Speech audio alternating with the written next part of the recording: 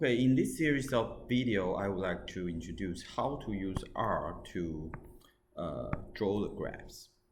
So you can see the R script called C6 graph download from my website. So when you open this, it will be C6 graph. Okay, and you can replicate all the things I will mention. Okay. So first, I would like to introduce one useful package called ggplot2. So ggplot2 is a data visualization package for R, and it's a framework based on the grammar of geographics. So it thinks when you draw a graph, there's some rule, some component you need to include. So basically, the main idea is when we make every graph, we usually will use the same components. Is the three key components you will use. One is you need data set.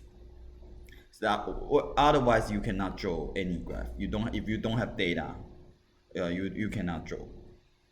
And you have data, and you need to decide what kind of visual mark you want to present to your readers. So that's in this package they call geoms, like scatters or line or box or bar or density. So that is the visual mark that present the data points. And final component is coordinate system. What's your y-axis, what's your x-axis means. Okay. So basically, there's three components combined when you combine a graph, generate a graph. So when you draw the graph, you need these three components: data, visual mark called geom, and coordinate system. And combine these three components, you can draw the graph. You can plot your data points. So geoms in this package is very important. It's basically a graph function that represents the data points, either scatter, density, or box, or more. And each function, you can specify their property as aesthetic properties. Either color, you can specify color, the size of the points, or the shape of the points. So each geoms function will returns a layers. So when you draw a graph, you can have a lot of layers. You can combine the scatter, density, and line together. So you just add more layers if you want to present more visual marks. So that gives you very flexible properties try to manipulate when you create the graphs. Okay. So here is the basic template for make a graph. So the first thing you use ggplot, these functions. And you need to tell this R what's your data. So the data is based on this data frame object, ACS 2015. And also that you can optionally, it's not necessary at this stage, you need to add the aesthetics that tell you what kind, what's your X, what's your Y. But this is possible you can put when you add your geom functions.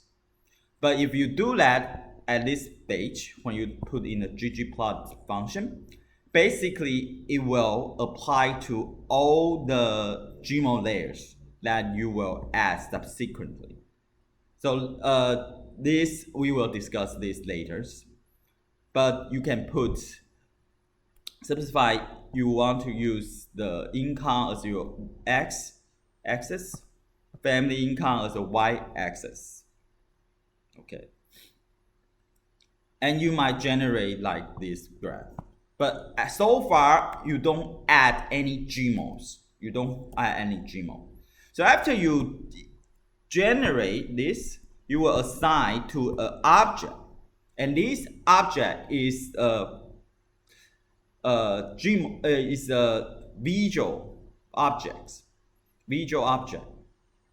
is a graph app object, and you can plot this. Just type this object's name. It will generate a graph. So let me show you. So again, you need to implement your R, and you need to install ggplot2. But I have installed, I just library load it, and also include your data. And you might also, for this example, I also do some data manipulation. That's for demonstration later. Sorry.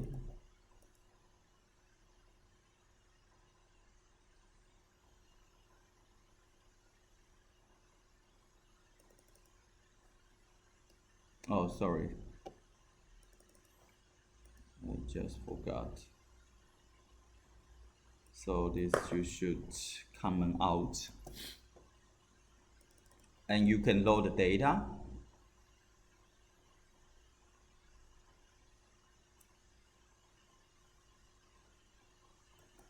Okay, so you load the data, and you might need, for this example, I do some manipulation. That's for the later demonstration. So the first, you type the ggplot function, and you need to tell R what's your data.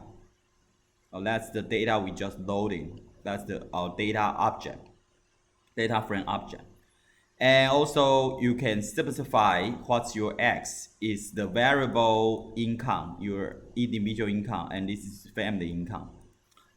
So you can create the new object called this ACS income family income picture. Oh, sorry. It will generate. And that's the ggplot object.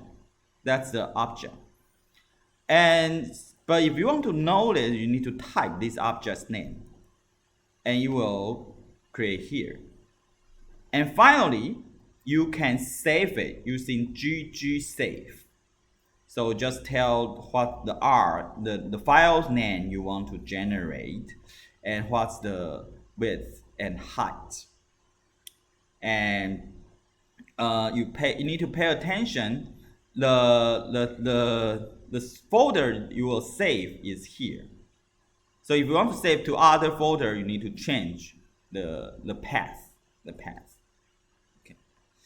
So that's all for this basic information when you draw the graph using R.